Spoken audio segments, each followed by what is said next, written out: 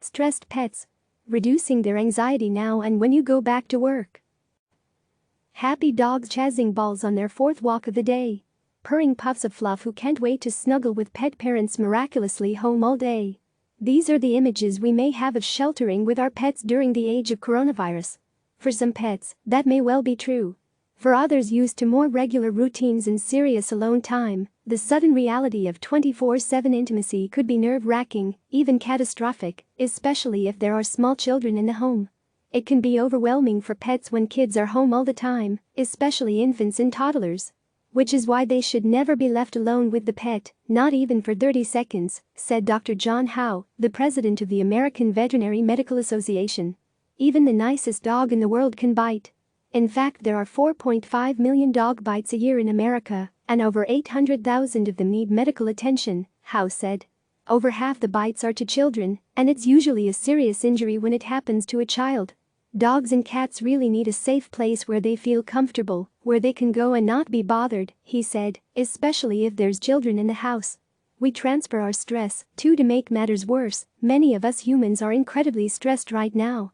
We're worried about our health and that of our loved ones during the pandemic.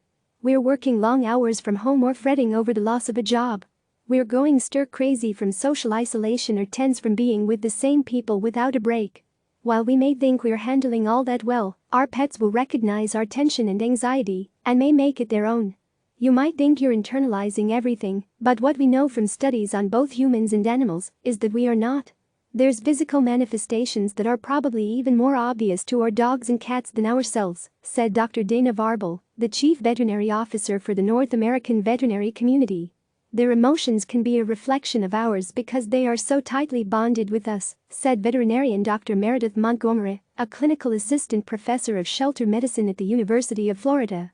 Montgomery, who specializes in decreasing stress for shelter dogs and cats, has seen it firsthand while isolating with 4 medically rescued cats and a dog. Her cats have not reacted well to the constant in and boundless energy of her 2-year-old toddler, who's now home instead of at daycare most of the day. None of my cats particularly enjoy each other. So what's been very important for us in keeping a peaceful household is that they all have their own space within the home, Montgomery said.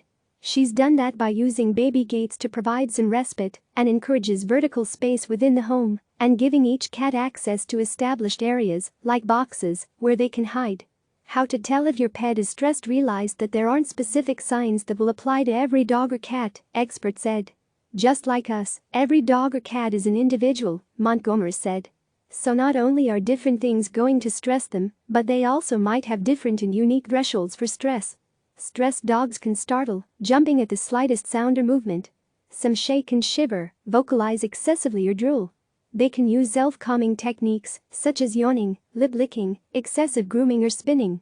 Oddly, tense and upset dogs can also look depressed, showing a lack of appetite or energy. At times they can get diarrhea or urinate or defecate more often.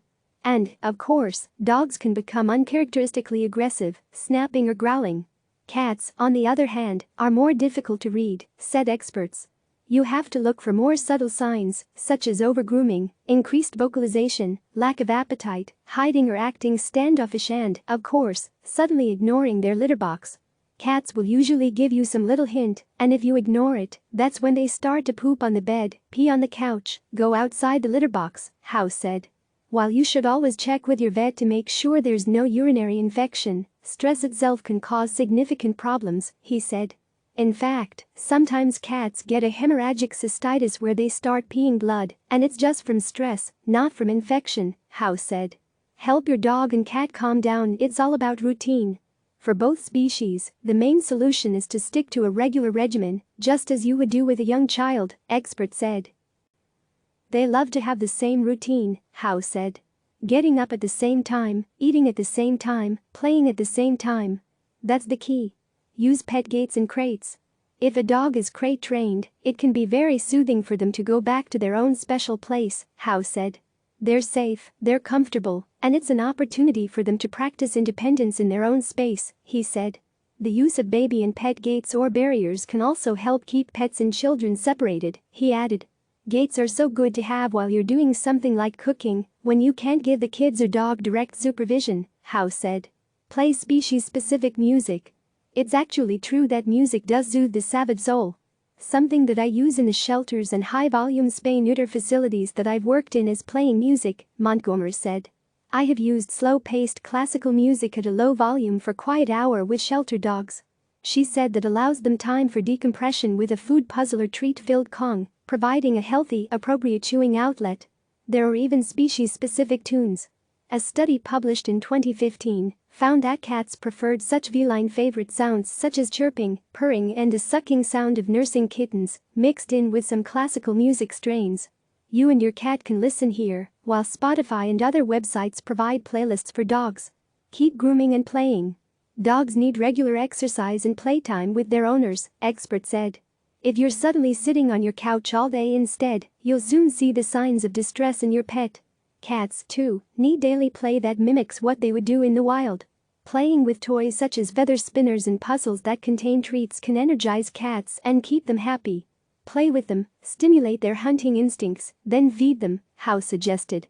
After all, big cats in the wild rest after a good hunt and a full tummy. Hopefully, grooming as part of your regular routine is good healthcare for your dog or cat. When it comes to calming, if your cat likes to be brushed, that's often a winner. Grooming is very soothing to most cats, Howe said. Check your litter box etiquette. Most cat owners already know they need to keep the litter boxes sparkling clean by scooping often. Cats are also very sensitive to the type of litter, most like sandy or clay-based, and scent, they prefer no scent. The litter box should be big enough for the cat to turn around in, bigger is better, and there should be a litter box on every level of your home. And if you have multiple cats? If you have 2 cats, you have 3 litter boxes spaced throughout the house. If you have 3 cats, add another, Montgomery said. The rule is to always have one more litter box than the total number of cats in the home. It's also a good idea not to have a covering on a litter box, especially in multi-cat households, as cats feel most vulnerable while urinating or defecating, experts said. Use positive, not negative reinforcement. Having a dog rip up clothing or paper or your cat starting to scratch the couch or either species offering a sudden gift of pee or poop may seem like a personal affront, but experts said you should never take it personally. Dogs, and potentially cats, may be experiencing severe anxiety, which results in these fear-based or anxiety-based behaviors, Montgomery said. But it's not some form of retribution against the owners. It's because they're experiencing a really heightened emotional state.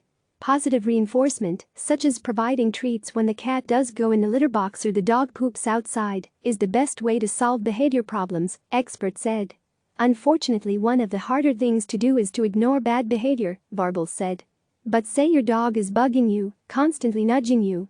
If they give up and they go away to their bed, it's really important at that moment to go over to your dog and say, "Oh, good dog sitting on your bed."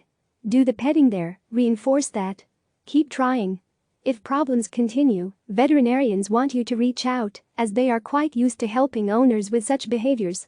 Vets may suggest pheromone diffusers, made for both dogs and cats, that you can put in the home to promote relaxation and calm nerves. Your vet may prescribe additional anxiety medications, or your vet may suggest a consultation with a behavioral specialist. The American College of Veterinary Behaviorists, ACVB, has a great website to find a veterinary behavioral expert that can do a consult with you, Varble said.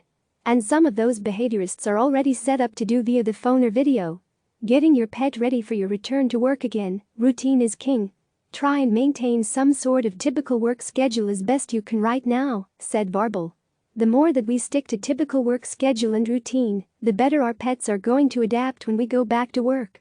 That includes feeding, exercising, playing and grooming at about the same times each day, experts said.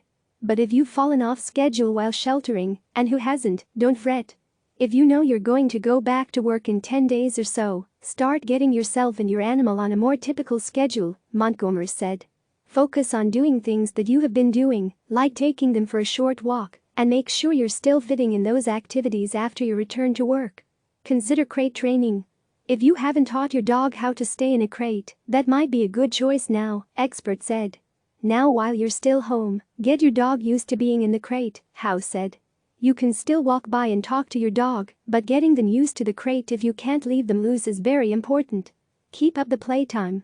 Just because you're not there in the house all day doesn't mean you can't have quality time with your pet, experts said. What may this look like?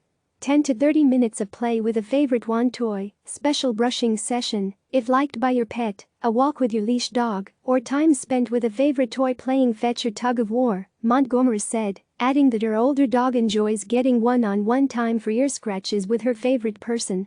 As for pets with high energy, finding them an appropriate outlet can be important, she said. Daytime, individual dog walking services may be beneficial as people return to non-essential services, Montgomery said. Providing food-filled Kongs or feeding toys and puzzles for cats and dogs can also be a way to keep their minds happy and engaged while we are away at work. Reach out to your vet. Veterinarians want pet owners to reach out for help, both during coronavirus and after. We have a lot of information for the pet-owning public created by veterinarians on our website. And they can also find COVID-19 specific information as well, Howe said. Click subscribe to receive the latest news.